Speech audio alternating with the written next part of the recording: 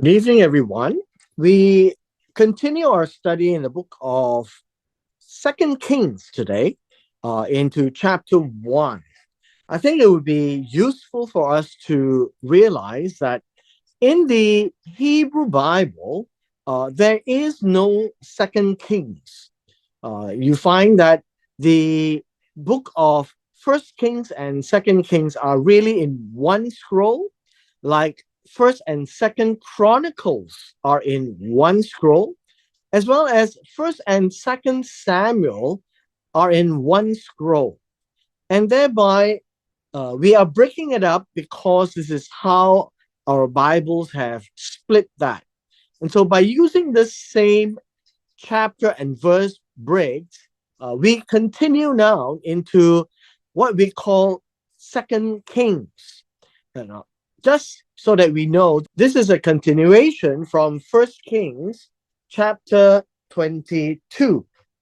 For our purposes today, I would like to give us a brief introduction as we enter into what we call the Second Kings, because we need to really recap what we can really learn from the book of the Kings. We must realize that the book of the Kings is what we have today as uh, recording what the kings have done, both the ones in the southern kingdom of Judah as well as the northern kingdom of Israel. But the original books, called the Chronicles of the Kings of Israel, is no more with us. So what we have in First and Second Kings and First and Second Chronicles is what we have today, not the original Chronicles of the Kings of Israel. Now, what can we actually read and learn from the book of the Kings that we have before us? We do have what we call a historical chronology.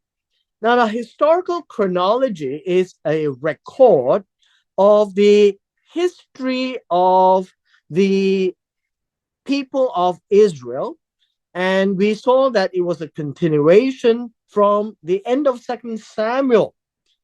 Now, in the book of Samuel, we do have the first three kings. We have the King Saul, then King David, and right at the end of Second Samuel, we enter into First Kings, where we find Solomon. And then right after Solomon, then we have the split kingdom. And so the book of the Kings is from Solomon onwards, all the way to the end of Second Kings, which would be the end of the kingdom of Judah as we know it. Now, this is what we call a historical narrative, a narrative being that is listing out the events one by one, chapter by chapter, passage by passage, so that we know and have a good idea of the highlights of the kings. Now, in Eastern history, uh, even in, say, the history of the Persians, the Babylonians, the Assyrians, even the Chinese, the Egyptians, and the Indians, you find that whenever you've got kingdoms, they will be recording the rise of a king and the descent of a king, as well as the next king who takes over. The interesting part of the book of the Kings is that we have two kingdoms juxtaposed to each other, the northern kingdom of Israel and the southern kingdom of Judah. So whenever you have the northern kingdom and the southern kingdom, you always find that in Israel, when they have a king, so does in Judah, there is a king. And the timing is mapped against each other. And in this way, then you would find that you've got a little bit more accuracy as to when each king ascended to the throne. Besides knowing when the kings ascend to the throne, you need to be fully aware that this is a way of establishing the calendar of the Israelites, both the north and the south. Every kingdom has their own way of mapping their chronology of events. And in our reading of the first and second Kings, the Israelites and the Jewish people map it by all these events that we read in the Kings as well as in Chronicles. In ancient times, you find that each kingdom maintains their own set of calendars. For example, in China, they would have their own calendar that's based on the events that they record by their kings. And so it is in Persia, for example, later on, the Persian kings. Now, each kingdom has a different way of recording. Now, some kingdoms are more accurate than others. And so, in the case of the Israelites, both the northern and the southern kingdom records their timing very accurately because the course of life in Israel requires an accurate calendar to be maintained. These accurate calendars to be maintained is used for commercial transactions like buying and selling land, for weddings, as well as for divorce. So the bill of divorcement has a date. So the calendars must be accurately maintained. Otherwise, you don't know when a person is divorced or not. The calendars cannot be manipulated in the case of Israel because their daily lives depended on it. Much different would be, say, in the Persian Empire, where they would have interspersed a lot of time because the kings would like to be remembered for having a longer period of reign than their actual period. And so I just want to highlight to you that in the case of the Israelites, maintaining the calendar is by the ascension of kings, both the northern and the southern.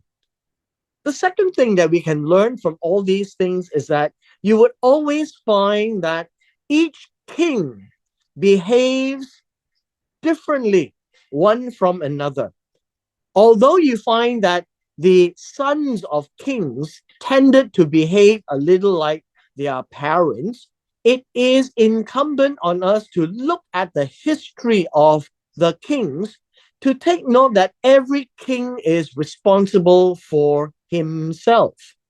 You will never find God holding a king responsible for what the fathers had done.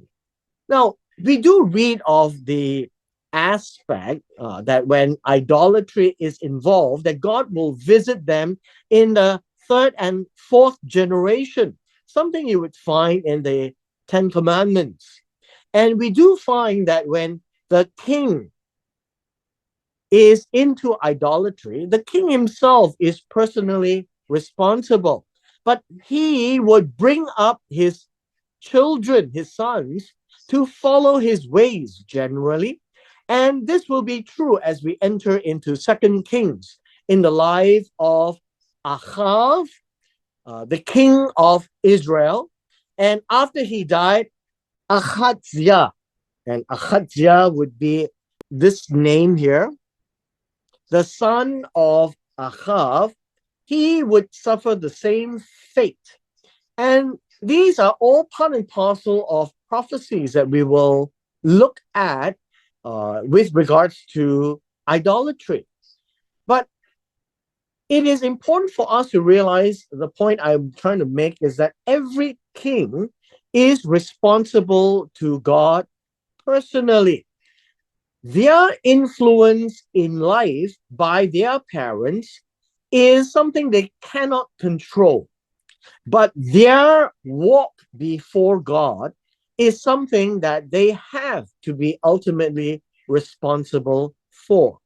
And so when we transition from First Kings to Second Kings, we will learn some of these things, that God takes the kings very seriously, that the kings are ultimately accountable and responsible to God, who put them there to be rulers over his people.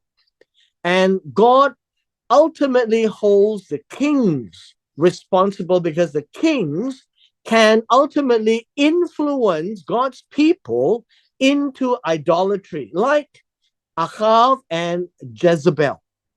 And so we read these things in the record of the kings, all the way from Solomon to the end, Zedekiah. Now, in the book of Second Kings, we're moving to the second half of the period of the kings. As you know, many of the kings in the north, the northern kingdom, the kings of Israel, were not good. And many of the kings in the south of Judah, they were pretty good. But in between, you find some really evil ones. And so the book of the Kings is really to record what they have done. Note, remember, this is a historical record. It is not a theological or a doctrinal book where you derive doctrines from. However, my third point would be this, that we should be able to see how God interacts with the king and the people. And we can always see the character of God as he interacts with the kings and the people, and how he sends his prophets to make things right. Now, that is point number 3 for us to see how God works. God is a very consistent God. God is a just God, and God will punish, and God will not tolerate any rebellion or any king who goes against him. But we also see that God is not a micromanagement God. He is not one who deals with their day-to-day affairs. He allows the day-to-day affairs to take place and its consequences being seen. And God will respond every now and then by his judgments. And so we can see how God works through the book of First Kings and Second Kings. The reason why I point this out is that very often when we read historical records like First and Second Kings, First and Second Chronicles, or First and Second Samuel, you find that we get engrossed with the stories, with the narratives. We forget how God deals with his people. And so I would like to spend this time into Second Kings to highlight how God deals with the kings and the people, with the prophets, through the underlying Hebrew language. Unfortunately, much of our English translations, in many cases, it's a bit off, right? It's not as accurate as you would want it to be. And it's not so easy to be accurate translating an ancient language like Biblical Hebrew. But we can uncover and unpack much of the narrative so that we can see how God works. I would like our focus to be on God, not on the details of the narratives, but to see how God engages with the kings, how God engages with his people, how God engages with his prophets, and thereby know God better in his engagements. You see, too often we look at statements to know God. No, God is this, God is that. But statements do not make God's character. We can't see God's character by definitions, but we can see God's character through his engagements, his interactions with the kings, both good and bad, or good and evil, what the kings do to please God or to anger God, about the people, how they respond to God, and about the prophets, how they deal with the kings and the prophets. I think the last point that I made is ultimately the key to appreciating Second Kings, because it will take us all the way into two very major events. The first event will be the Assyrian conquest, the Syrians coming in to defeat the northern kingdom and to take over the northern kingdom and the people and the king.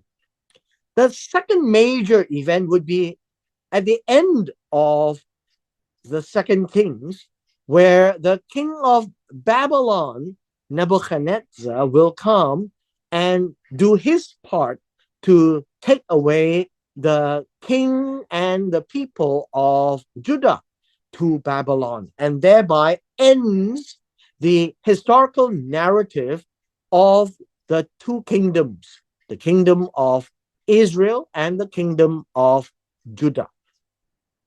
I had also mentioned in the uh, invitation to this Zoom that we are entering into the latter day prophets, where it would be the period of Isaiah, there would be the prophet Jeremiah, and then eventually Ezekiel. But we do not read of Jeremiah and Ezekiel in the book of Second Kings, but they exist in the period of the latter kingdoms, and they do exist after Isaiah.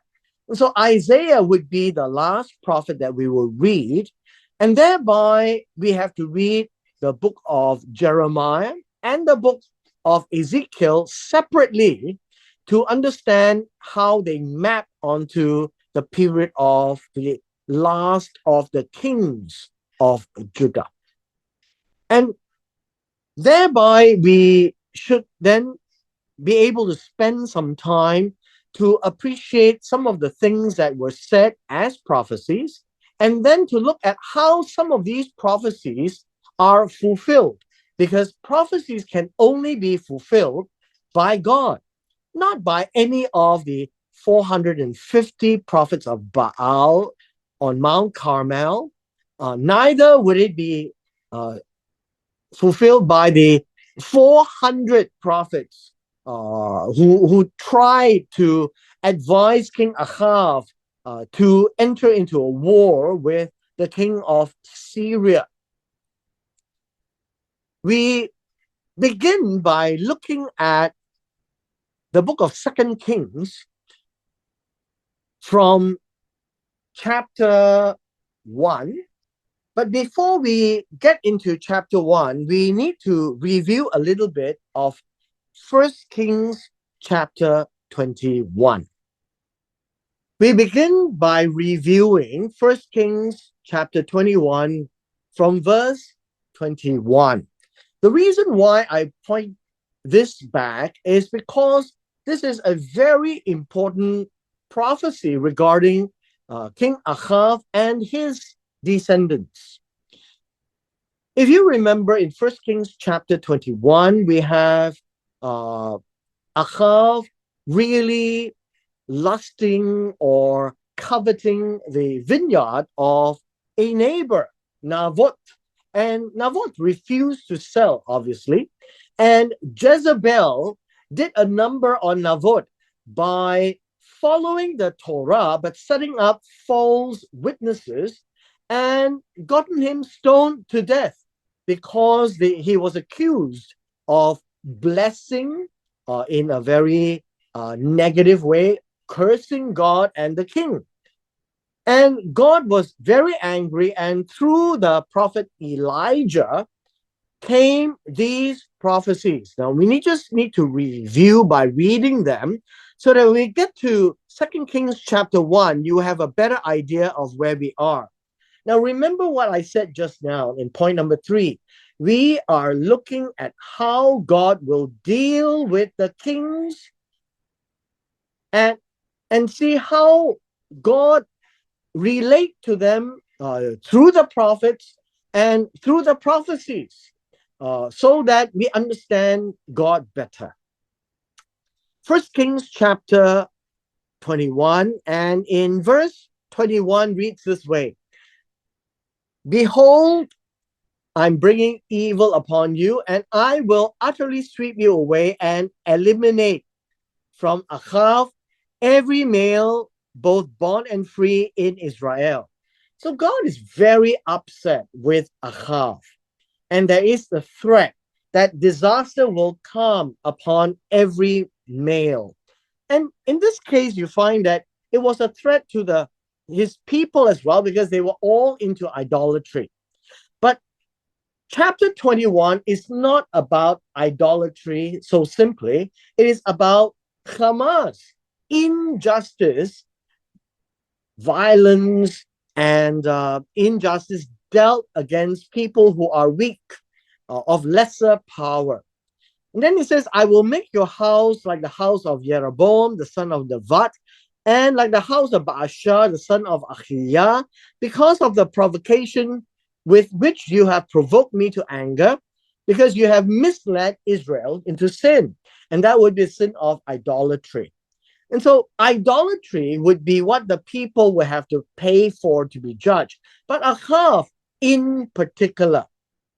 And in verse 25, it says, there certainly was no one like Achav who gave himself over to do evil in the sight of the Lord.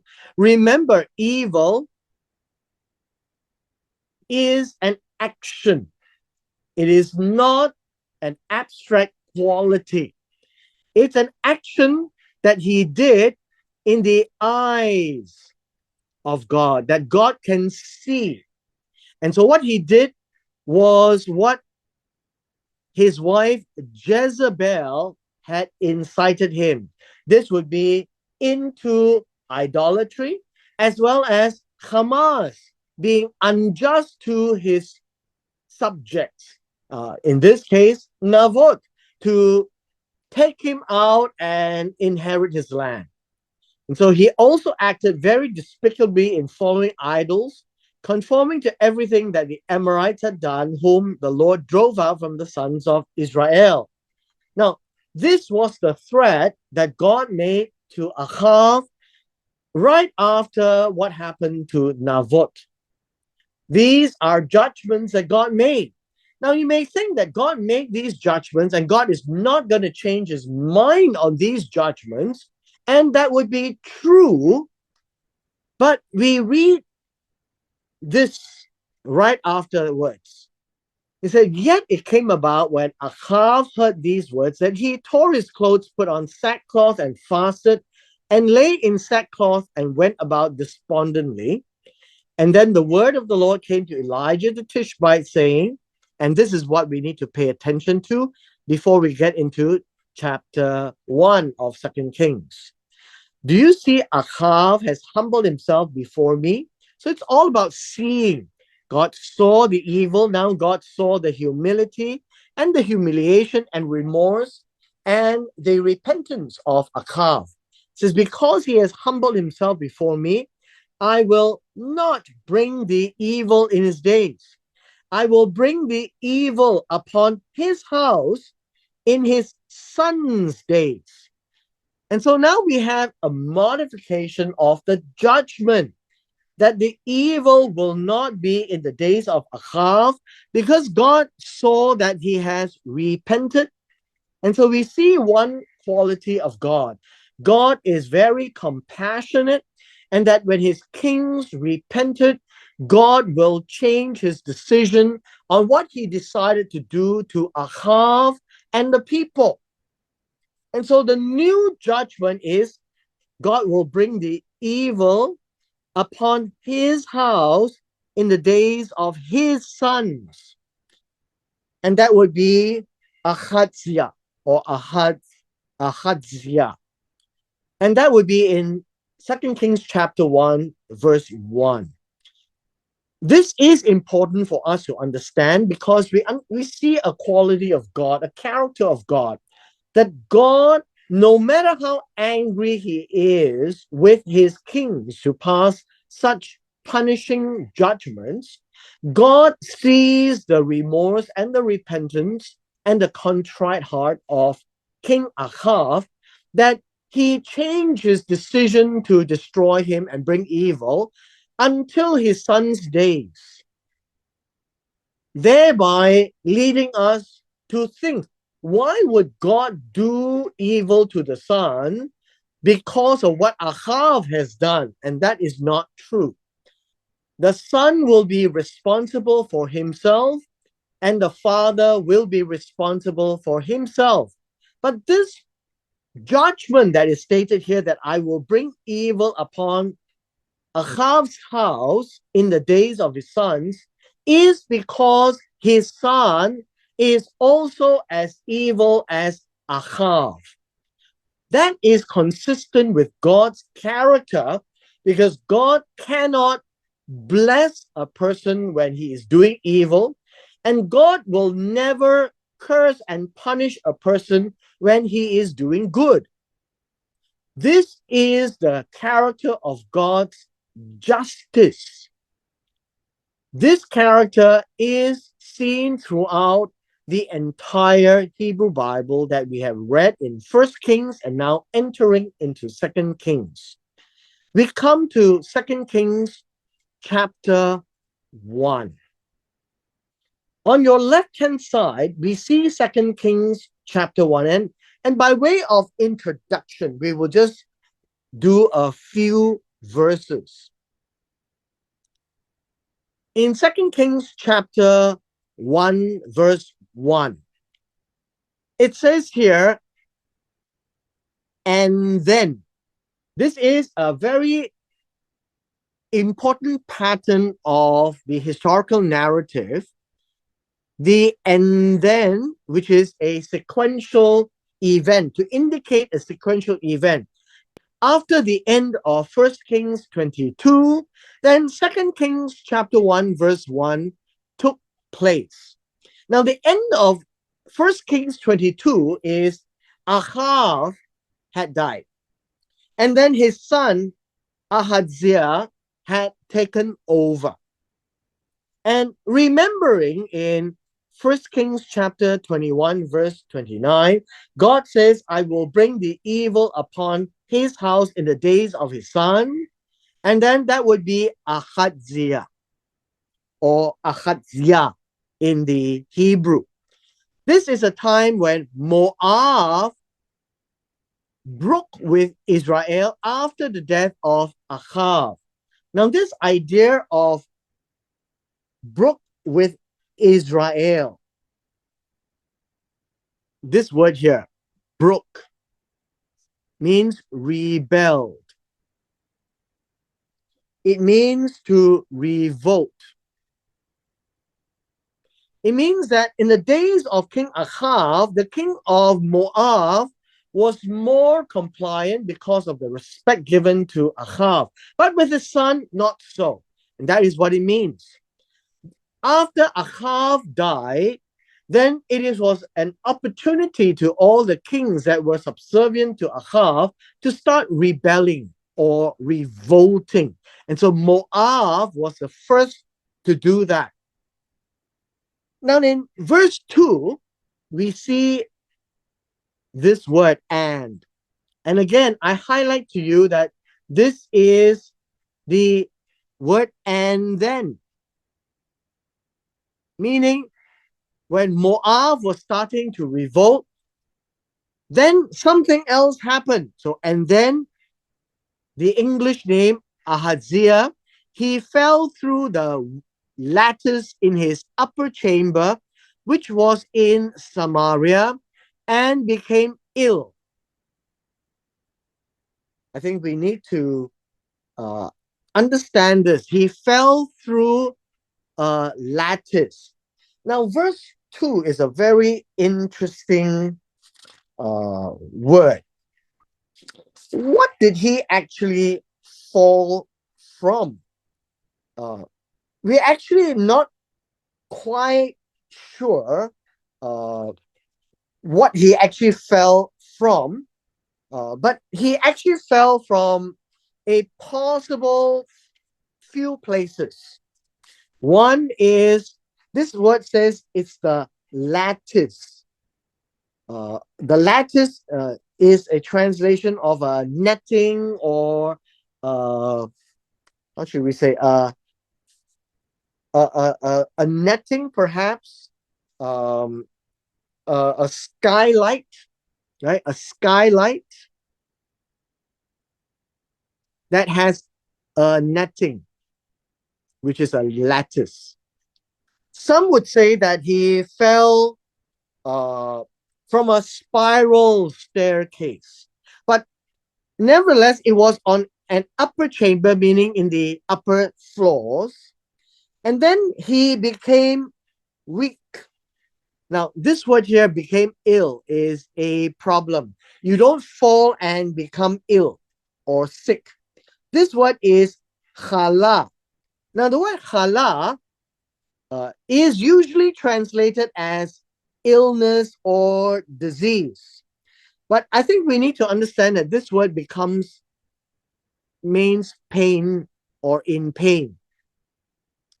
He became in pain, not because he became sick, but he was in pain. And that would be the way to describe this. So this word ill is not a very good word to translate, uh, because you don't fall down and you get a sickness. The word sickness literally means to be in pain. There is no particular word for sickness, because sickness in those days is how a person experiences pain.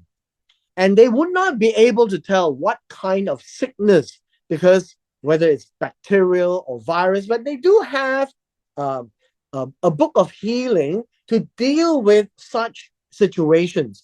But Ahaziah, he fell, and this is physical. If there is a physical fall, you cannot have a disease or an illness. It would be the consequence of that fall has made him into a very serious situation where he is very much in pain. We're not told exactly where and how he hurt himself.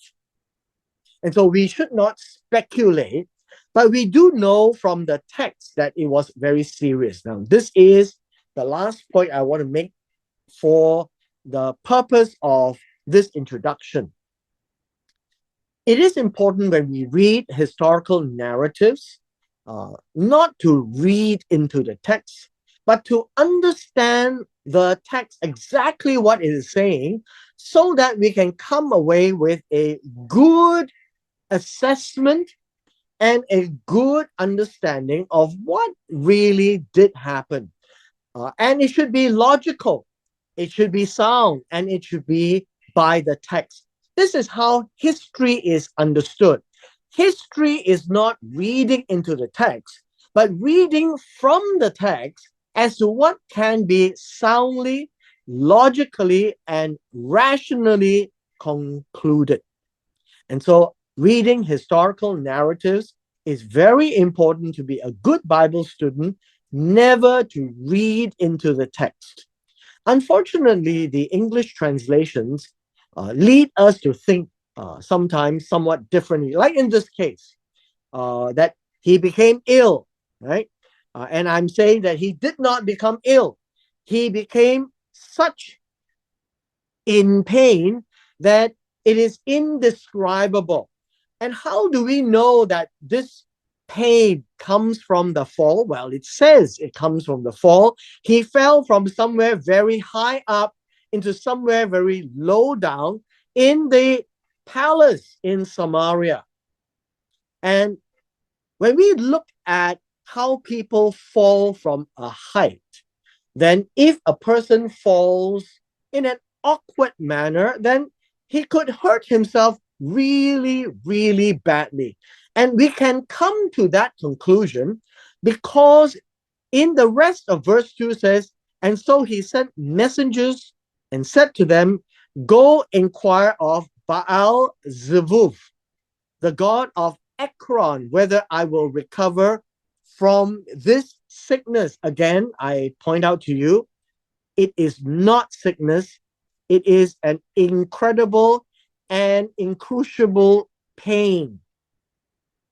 Now, I would like to end our introduction here so that you have a better idea of approaching a historical narrative to see and come away with good, sound, logical, and rational conclusions, as well as understanding how God interacts with people, his kings, uh, the nations, as well as his prophets.